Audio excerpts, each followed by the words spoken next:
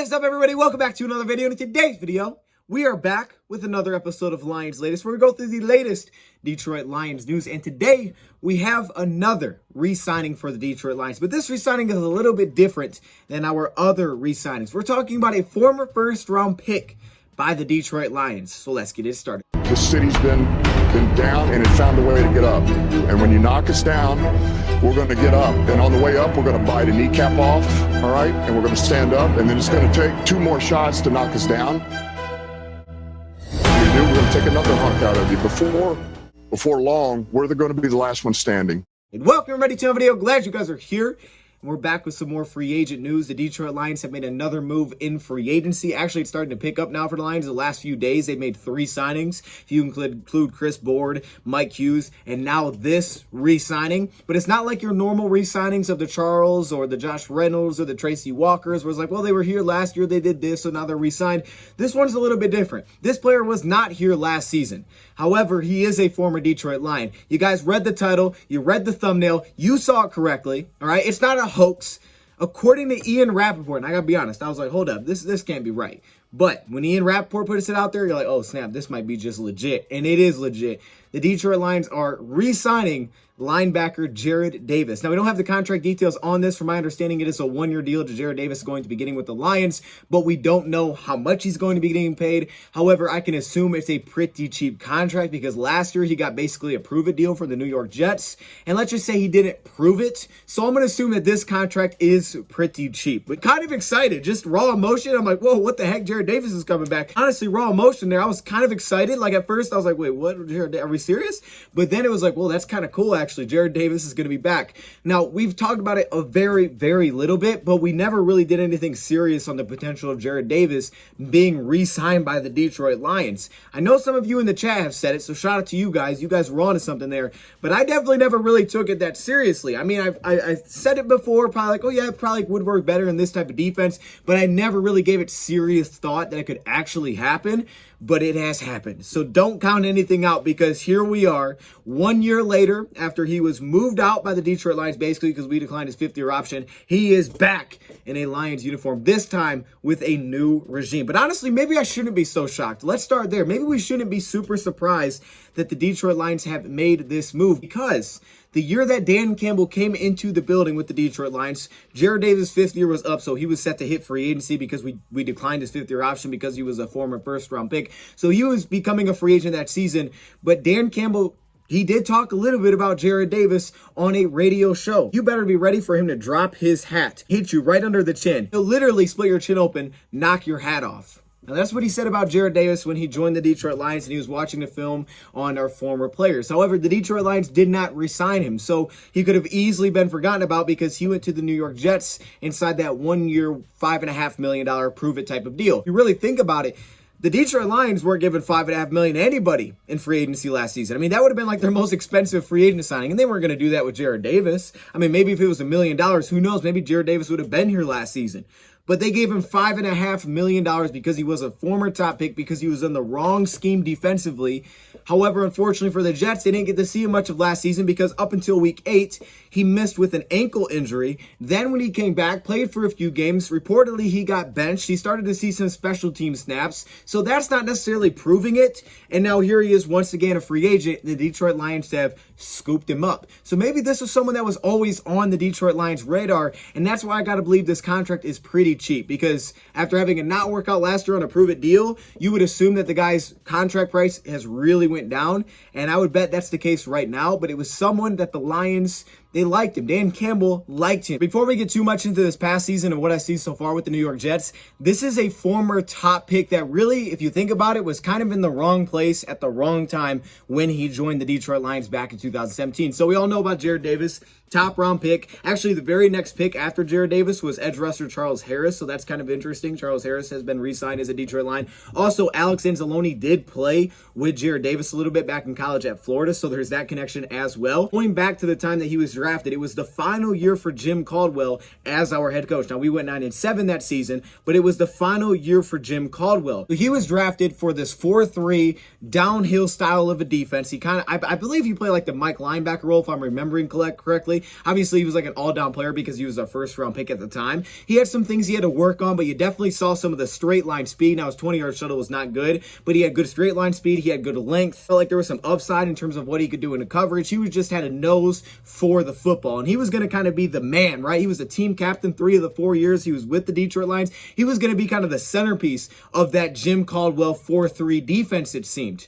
And in that first season, it was arguably his best season in the National Football League. It sounds crazy, but as a rookie, 96 combined tackles, 4 tackles for loss, 4 quarterback hits. He had his one and only interception that year, 3 passes defended, and he only allowed a 96 passer rating in coverage, according to Pro Football Reference, allowing a sub 70% completion percentage, which is not terrible for a guy that isn't necessarily known for coverage coming out of the draft. I know people are going to be discouraged by thinking his PFF grades from this past year. Keep in mind that in 2017, again, only year that he was in the actual scheme that he was drafted for, the guy was ranked by Pro Football Focus a top 4 linebacker for the last 6 weeks of the NFL season.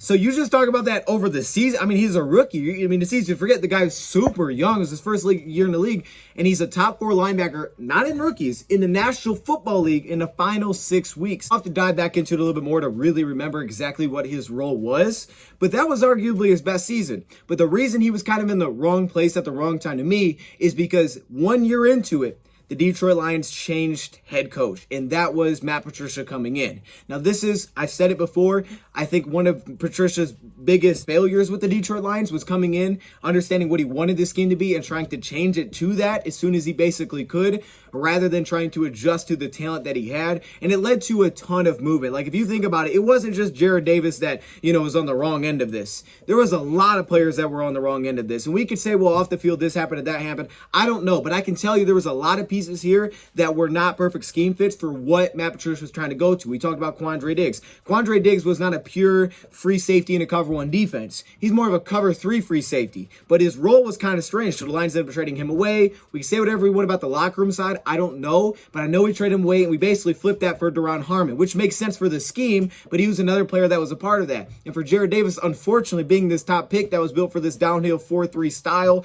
that was a sub 240-pound linebacker coming out, all of a sudden, here comes Matt Patricia, and he wanted to run this 2-gapping, 3-4, big linebackers, and we started to see that as he was here, right? The Jelani Tavais, the Jamie Collins, the Christian Jones, those big linebackers, and Jarrad Davis was not that. And we've even seen the flip side of it, if you really think about it, like a Jelani Tavai. He didn't make the team this past season. He tried to cut some weight, tried to get a little bit faster, but that's just not who he is, because it's a different defense that he was built for. Lions tried to make it work, and they're like, hey, we'll give you a shot, but just like Jarrad Davis, really didn't work. Now, 2018, he had a lot of statistics, and I think a big reason for that, because he played in every single game, he had 100 combined tackles, he did have 6 sacks, which we'll talk about, was not his best season. He did have a lot of missed tackles as well that year. The sacks do stick out, but we'll get to that.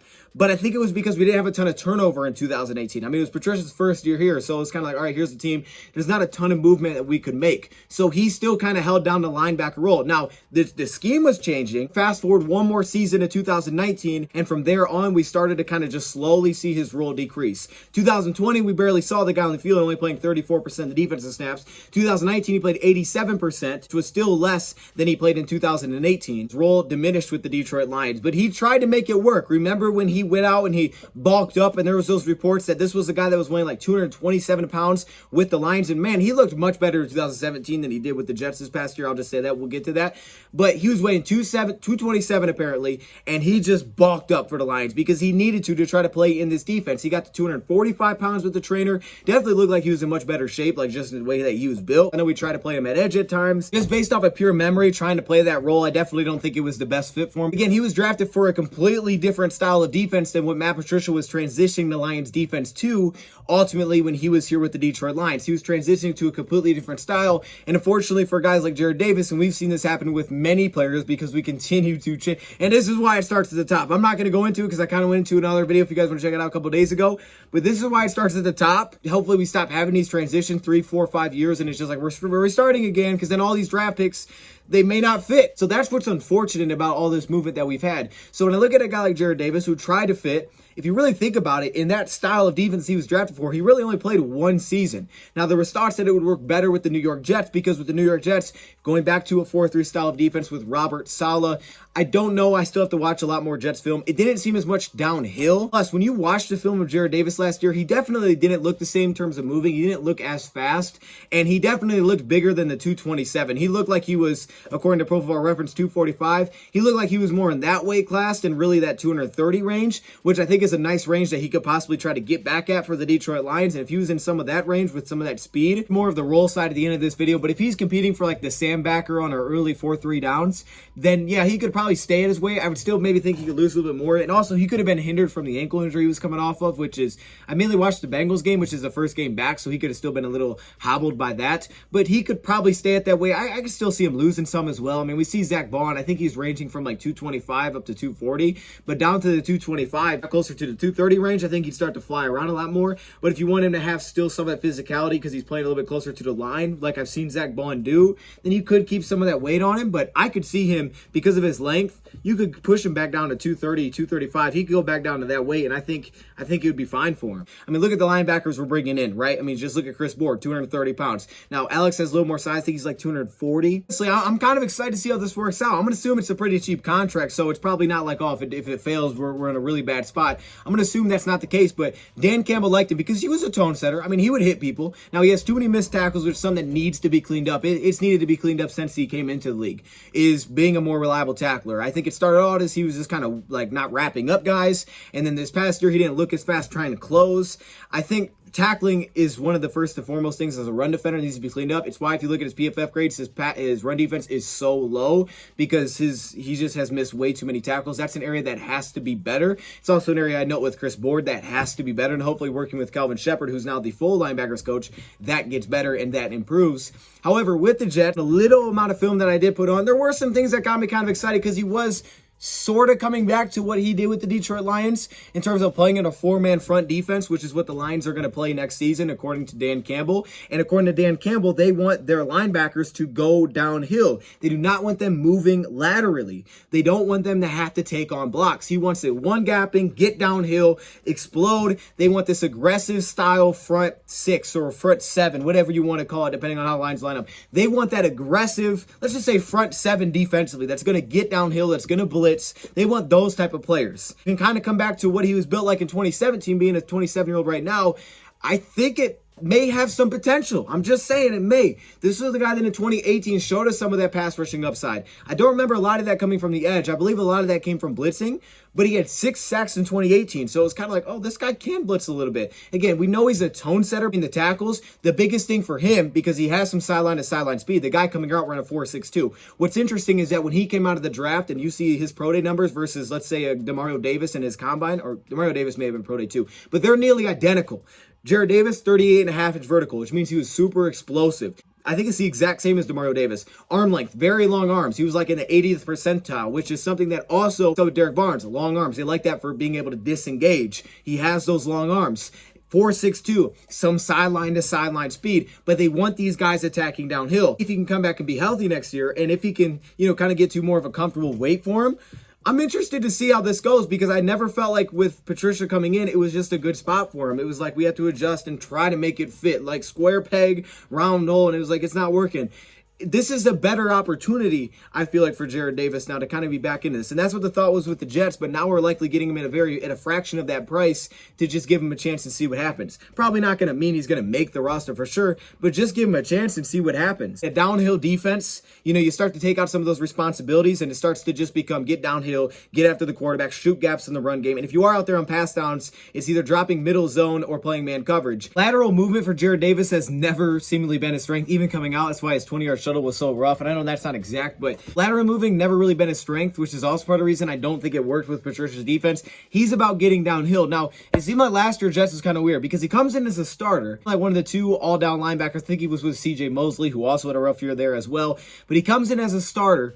As when they go to sub packages, 2 inside linebackers, he's out there. He looked kind of big for that role. Like, he didn't look as fast as some of the responsibilities they were trying to give him. That's on a small amount of film I've seen so far. I have to watch much more. However, after they kind of benched him after 3 weeks and we started to see him on special teams, he became like the Sam linebacker when they went to 3 linebacker sets only on early downs. Now, I definitely think that could have fit his build a little bit better, playing kind of that role, but then he stopped kind of being that player, it seemed like, on 3rd down, where they were putting him out there on pass downs as well. He started to kind of come off the field, and it was like a defensive back would come into the game, things like that. So it'll be interesting to see how the Lions look at it. Lose a little weight, let's get back to that downhill speed, and let's let you play that way. Because one knock has always been, well, looks like he's chasing cars out there. He's just always following everything around. Well, when you're playing downhill and responsibilities start to become take the running back out of the backfield, hey, get downhill, shoot gaps. And the Lions were susceptible to misdirections and reverses and things when he was there back in 2017. But that really suited his play style. Sam linebacker, maybe that's a spot that he competes for with the Lions, where on those early downs, those 4-3 downs, that maybe could end up being a role for him. Now, I don't know if I feel super comfortable on pass downs. We did see him doing some zone work and running out and taking running backs in the flats and tight ends. He's physical enough to work with guys like tight ends off the line, but aside from that, definitely did not look great. However, again, his best season was his rookie year with Jim Caldwell, which he was drafted for, having his 1 interception and only allowing a sub 70% completion percentage. Since then, it has not been that good because he's not been in the right style for what he is good at in terms of coverage. This probably should fit him better, but at the same time, I feel like his role would likely, let's just say he makes the team, would be an early down linebacker that on those sub downs comes off the field. If you have him out there, he's probably blitzing, but I would say he comes off the field. For guys like a Chris Board, who was a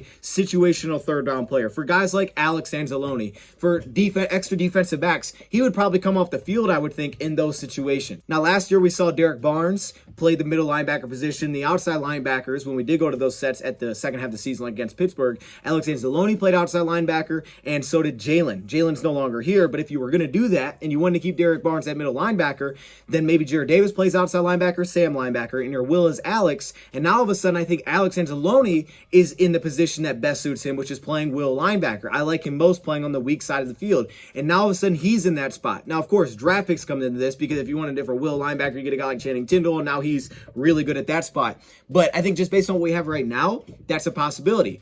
Or maybe the Lions are thinking Derek Barnes could get some Sam reps. A guy that literally played edge at Purdue, that could definitely hold up against tackles, that could get some pass rush.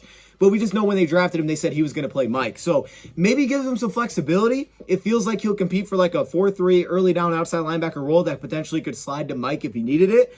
But I think this is a really cool opportunity. And to me, it's like a lot of our signings. If you take out the fact that he was with the Detroit Lions, it is kind of like a lot of our signings. It's like the Mike Hughes signing. Cheap deal, probably way cheaper than that. Top pick in the draft. Maybe they liked him out of the draft. I mean, this was a guy that clearly they liked, but Mike Hughes just didn't have a connection with us. He's still a young enough player where he could be involved in an extension if he plays well this year. It's just the potential to earn a role at a position. It's like those signings. It's just that he has that background with us, which are going to draw people away from it. But don't make that draw you away immediately. I have to dive into some film to kind of refresh myself and look at his Jet stuff. But this is a new fresh start opportunity. And I think what's cool about that is that fresh start could be back in Detroit. And if he could somehow put it together and he could write whatever the heck happened and rewrite his story in Detroit, that would be one of the coolest things. Tone setter, team captain, Campbell liked him. He's going to do that. I would love nothing more than to see Jarrad Davis go out there and ball out. That would be so freaking cool to see him ball out with the Lions. Oh, that would be amazing. Hopefully that is the case. Who knows? I'm not like, I know he's going to be great. Indirection's not outstanding. He didn't move seemingly the same last year. However, I do think this is an opportunity for him to kind of be back in a spot where he's more comfortable defensively and they can probably utilize him to his strengths much more. Still do believe they'll be drafting players for the spot. But again, as I said many times, I don't know where they're going to place the value at. So depending on where they go in the draft, because I don't think this is the highest value position. I think that's D-line. I think that's safety and even corner. This spot is one of those spots I think are really going to rely on other positions like defensive line. If defensive line is dominant and you can one gap play downhill, your linebackers will start to look a lot better. If your secondary covers really well, your linebackers can play free. Everything looks a lot better. So this is going to be interesting. Don't have the contract details, but now the Lions linebacker room consists of Alex Anzalone, Chris Board, Derek Barnes, Josh Woods, Sean Dean Hamilton, which I love that signing, and Jarrad Davis. Jarrad Davis, that is interesting. There's also a couple of other guys in there like Curtis Bolton as well. But those are like the main names, Devontae Beckett. So we'll see how it goes. Let me know your thoughts in the comments below, man. A little reunion here with Mr. Jarrad Davis. Let me know your thoughts in the comments below. Thank you for watching, and I'm out.